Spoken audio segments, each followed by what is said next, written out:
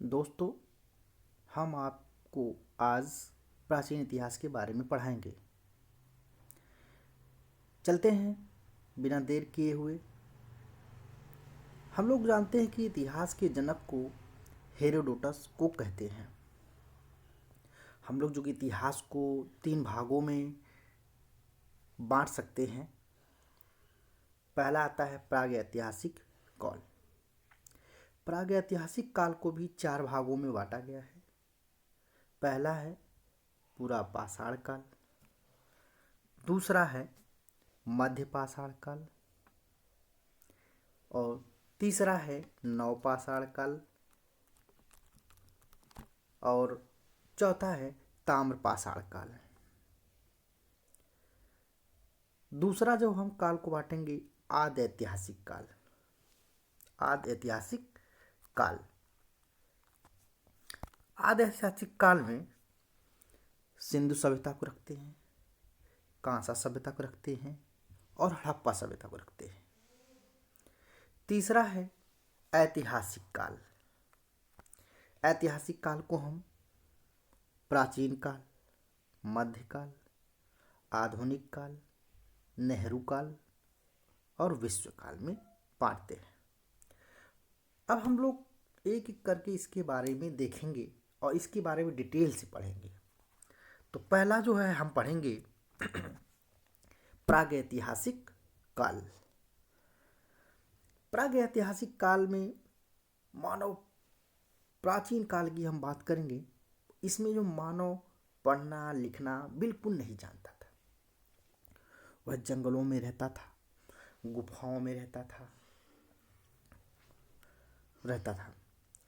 केवल पुरातात्विक साक्ष्य ही मिले हैं इसके, और जो भी कुछ मिला है उसको पढ़ा लिखा नहीं जा सका। इसके अंतर्गत हम पाषाण काल को रखते हैं।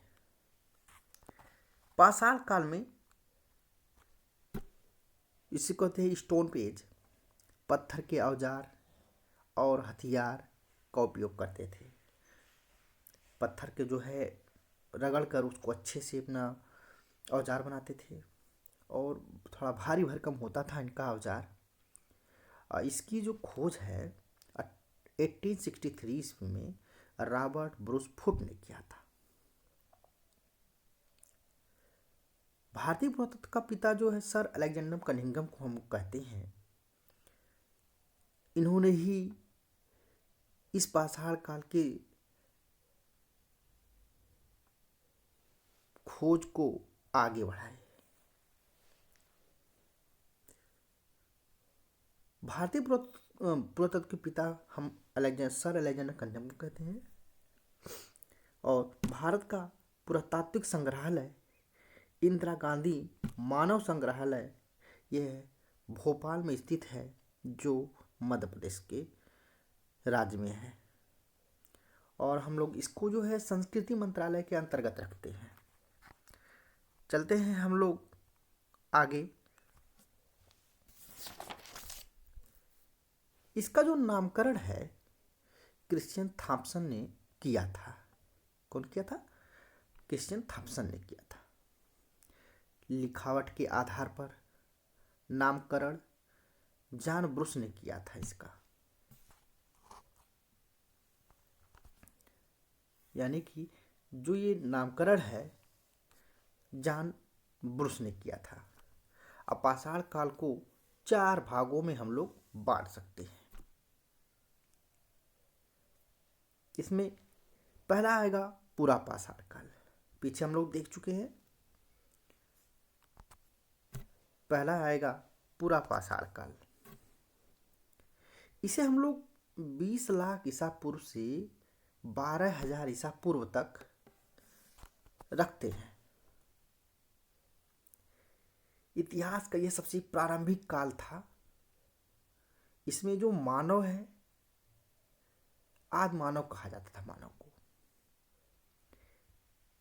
यह इसका जो जीवन है वो खाना बदोश जीवन था और जंगलों में रहता था। कंद फूल सब कुछ यही खाता था।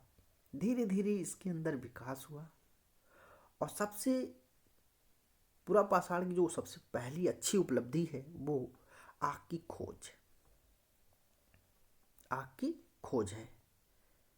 सबसे जो बड़ी उपलब्धि है यह है आग की खोज।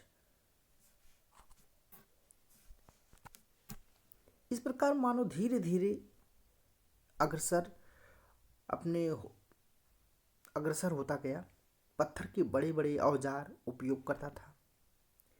इसी समय मानव ने चित्रकारी करना प्रारंभ किया था। लिखना पढ़ना नहीं, चित्रकारी करना चाहता था। बस जैसे कोई चित्रकारी ऐसे ऐसे बना दिया, या ऐसे करके ऐसे ऐसे बना दिया, बस वो सिर्फ चित्रकारी करना जानता था। और इसका जो साक्ष्य हमको भीमबेटका की गुफाओं में पूरा पाषाण काल के मिले हुए हैं। मध्य प्रदेश के अब्दुल्लागंज में स्थित है। यह मध्य प्रदेश के अब्दुल्लागंज में स्थित है।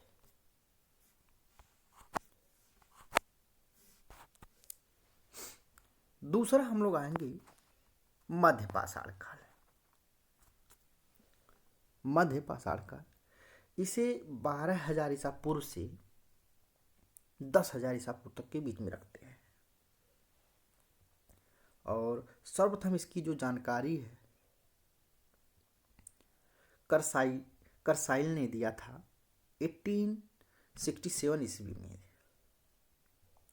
इस समय जो मानव की थोड़ी और अच्छी उपलब्धि, उनके हथियार छोटे हो गए थे। उनके हथियार छोटे हो गए थे। उनके हथियार छोटे हो गए, इसलिए इन्हें जो है माइक्रोलिथिक काल में रखते हैं। किस में रखते हैं हम लोग? जो है इसको माइक्रोलिथिक काल में रखते हैं। और सबसे अच्छी जो इसकी उपलब्धि है, ये अंतोष्टि कार्य, मतलब अंतिम संस्कार करना प्रारंभ कर दिए थे। अंतोष्टि कार्य प्रारंभ कर दिए थे। और इसी काल में अंतोष्टि कार्य मतलब होता है जलाना, शव को मर जाने के बाद शव को जलाना, दफनाना, ये सब अंतोष्टि, इसमें बोलते हैं अंतिम संस्कार। इसी काल में मानव के अस्थिपंजर का सबसे पहला जो अवशेष है वह प्रतापगढ़ के, यूपी में पड़ता है, प्रतापगढ़ के सराय नाहर एक जगह है और महदहा से नामक स्थान से मिला हुआ है। नामक स्थान से मिला हुआ है। दोस्तों, आज के लिए इतना ही। फिर हम जो है इसके आगे मिलते हैं। आज के लिए इतना ही। अगर तो वीडियो पसंद आया हो, लाइक, सब्सक्राइब और शेयर करना न भूलें। धन्यवाद।